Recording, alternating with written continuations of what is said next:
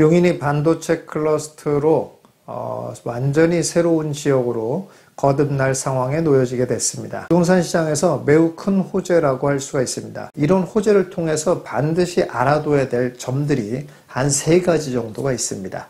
첫 번째는 주의해야 될 점입니다. 절대 땅 사지 말아라 입니다.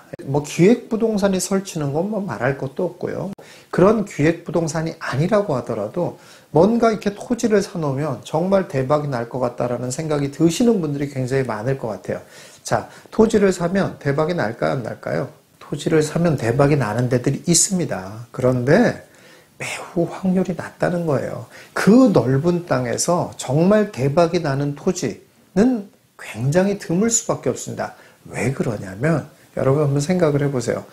땅을 갖고 있는 사람, 이게 무슨 어떤 공장에서 막 땅을 만들어내는 게 아니잖아요. 다 각자 소유권이 분산돼 있잖아요. 그럼 자, 땅을 갖고 있는 사람들은 바보입니까? 이런 호재 모르고 팔아요? 그럴 수가 없습니다. 기본적으로 호재가 터졌다라고 하면은 기본적으로 가격은 일단 뛰는 거거든요. 그러면은 그 가격에서 이제 거래가 되는 거라 이런 얘기예요. 물론 그렇게 해서 시세가 형성돼 있는데 이게 특별히 싸게 나왔다 해가지고 사람들을 현혹을 합니다. 그러면 매수자 입장에서는 예를 들어서 평당 이게 500만 원인데 300만 원이 나왔다. 너무 싸지 않냐? 덥석 사게 되고 이러는 경우가 많이 있습니다. 자, 그렇게 시세보다 싸면 괜찮냐? 이것도 아니라는 거예요. 왜냐? 땅은 어떻습니까? 너무 어떤 위치에 있느냐, 어떤 모양이냐 이런 거에 따라서 너무 가격이 틀려요. 개별성이 너무 큽니다. 그렇기 때문에 일반인들은 이런 땅을 통해서 이득을 낸다는 것이 매우 어려운 일이라는 거예요. 그래서 초보자 주제에 땅을 통해서 뭔가 큰 이득을 보겠다고 생각하고 접근하는 거. 내가 용인 쪽에 좀 아는 사람이 있으니까, 잘하는 중개업자가 있으니까, 내가 거기 좀 살아봤으니까, 이런 정도의 수준 가지고 땅 투자를 하겠다. 정말 안 하시는 게 좋습니다. 확률이 매우 낮습니다. 그렇기 때문에 이런 호재가 났다고 해서 땅 내가 그냥 묻어두고 한 10년 기다리면 돼. 라는 생각으로 땅 투자에 접근하려고 하는 거.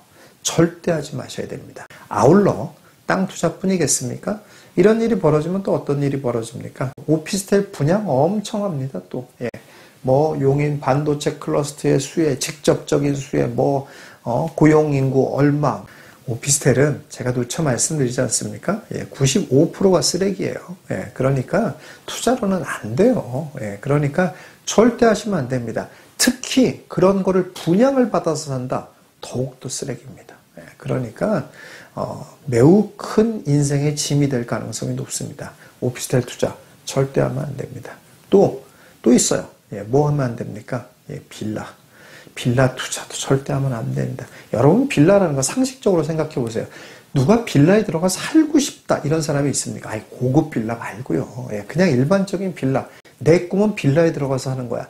이런 사람이 어디 있습니까? 없어요. 빌라라는 건 대체 수단이란 말이에요. 아파트에 못 들어가니까 빌라에 들어가는 거예요. 그렇잖아요. 그런데 용인이라는 곳에 이렇게 어마어마한 일이 벌어졌다고 하더라도 여전히 그런 인구들을 수용할 수 있는 아파트들이 굉장히 많이 있습니다. 이런 지역에서의 빌라라는 거는 가치가 없어요. 빌라가 유일하게 좀 가치가 있을 수 있으려면 워낙 수요가 많은데, 그래서 아파트로는 도저히 그 수요가 커버가 안 되는데, 이런 때에 빌라가 가치가 있을 수 있는 거예요. 그것도 많지 않지만. 그런데 이렇게 아직 뭔가 인구가 고용 인구가 지금 당장 창출된 것도 아닌데, 이런 곳에 내가 빌라를 사놓고 기다리겠다. 도대체 그 빌라의 가치는 언제쯤 빚을 발하겠습니까? 안 되는 일입니다. 빌라 투자 이런 것도 하면 안 됩니다. 자, 그래서 이렇게 호재라고 해서 모든 부동산이 다 올라갈 거라고 절대 생각하면 안 된다는 거예요. 오히려 토지, 오피스텔, 빌라 이런 것들은 절대 하시면 안 된다 라고 여러분들이 아예 기준을 세워두셔라 라는 말씀을 드리고 싶습니다. 두 번째 알아두셔야 될 것은 뭐냐면은 소문난 잔치에 먹을 것 없다 이겁니다. 남사면 일대가 이제 지정이 됐어요. 삼성이 300조를 투자한다고 해요. 그런데 여기를 딱 보니까 너무 재밌는 게 여기에 딱 가운데 있는 아파트 단지가 있어요. 너무 놀랍지 않습니까? 지금 이게 제가 이거 뭐 강의 때도 많이 얘기했습니다. 이거 가지고 있는 분들한테는 참 죄송한데, 이게 너무 뜬금없는 단지다. 어떻게 이렇게 정말 뭐 그냥 한가운데, 진짜 허허벌판 한가운데 이렇게 어마어마한 단지를 딱 구성해가지고 이게 이제 뭐 되겠냐. 이건 절대 안 된다. 이런 얘기를 제가 참 많이 했습니다. 그런데 너무 놀랍게도 이 아파트 단지가 되게 생겼어요. 예.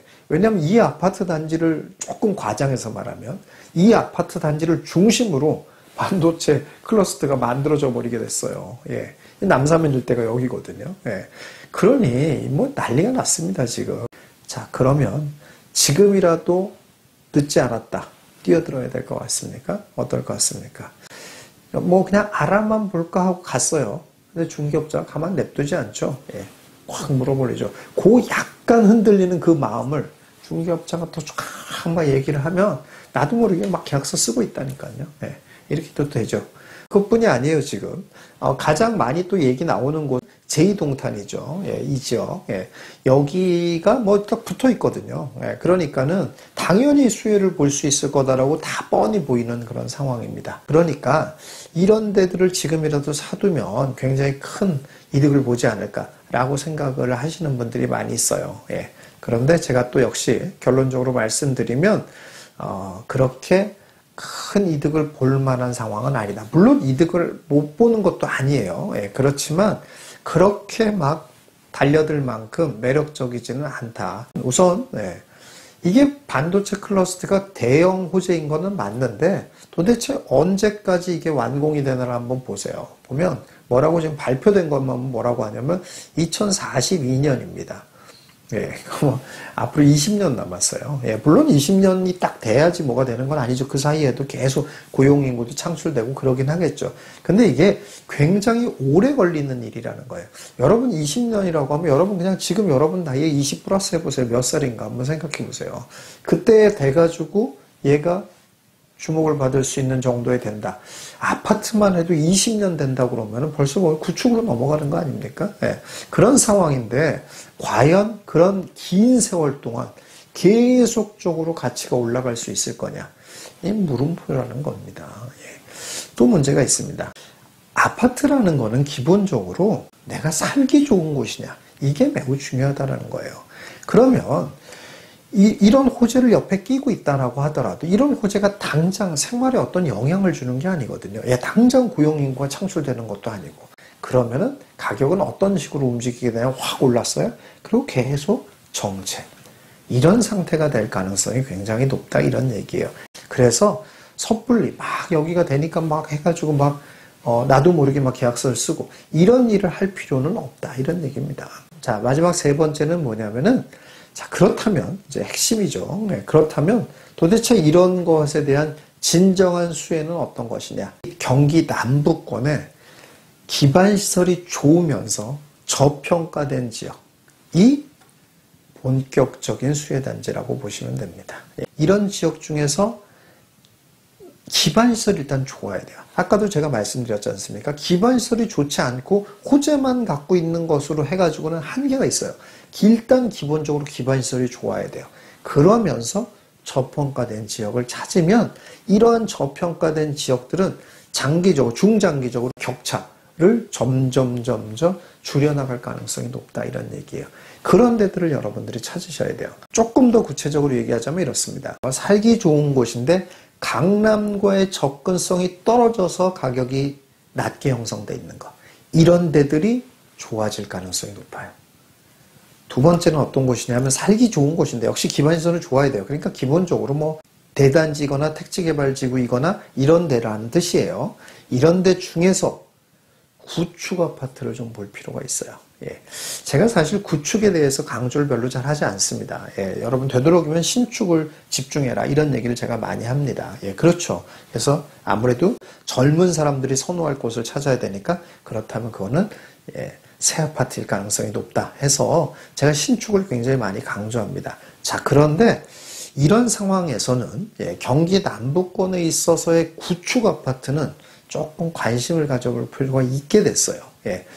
이게 어떤 거냐면은 왜 구축 아파트도 관심을 갖냐면은 기본적으로 수요가 공급보다 넘치는 거예요. 그렇게 되면은 결국 구축 아파트도 꾸준히 계속 가격이 올라갈 수밖에 없고 적절한 평가의 상태로 갈 가능성이 굉장히 높다는 거예요. 그렇다는 얘기는 무슨 말이에요? 격차를 조금씩 줄여나갈 수 있다는 거예요. 그러니까 이 역전 같은 건 되지 않죠. 당연히. 신축이 여기 있고 구축이 여기 있단 말이에요. 이 격차가 있을 거 아니에요. 그런데 신축이 가만히 있지 않잖아요. 신축도 올라간단 말이에요. 그럼 구축도 따라 올라가는데 이 격차를 계속 대부분은 유지하는 게 일반적이라는 얘기예요. 그런데 이런 상황에서는 신축이 올라가면서 구축도 올라가는데 구축이 더 올라가서 올라가는 폭이 더 커서 이 격차를 조금 줄일 가능성이 높아졌다 이런 얘기예요. 그렇다면은 경기 남부권의 기반시설이 좋은 구축 아파트를 조금 관심 있게 볼 필요가 있다 이런 얘기입니다. 자, 이렇습니다. 파급 효과는 굉장히 클 거라고 보여집니다. 예, 그리고 이게 조금 예를 들어 전철이 개통되는 거나 이런 거랑은 조금 내용이 틀려요, 또. 왜 그러면 전철이라는 건 정말 그야말로 언제 딱 개통된 그 시점부터 본격적인 수혜가 일어나는 거잖아요. 근데 이런 것은 2042년 완공이라고 하더라도 그 전에 계속적으로 고용 창출의 효과 같은 것들이 계속 일어나는 일이잖아요. 그래서 강력한 호재라고 또 하는 거예요. 그런데 이런 강력한 호재의 진짜 수혜가 뭐고 현혹되지 말아야 될 수혜가 뭔지를 여러분들이 잘 구분하셔서 이런 수혜를 진짜로 여러분들의 수익으로 잘 챙길 수 있으면 더욱 좋을 것 같습니다.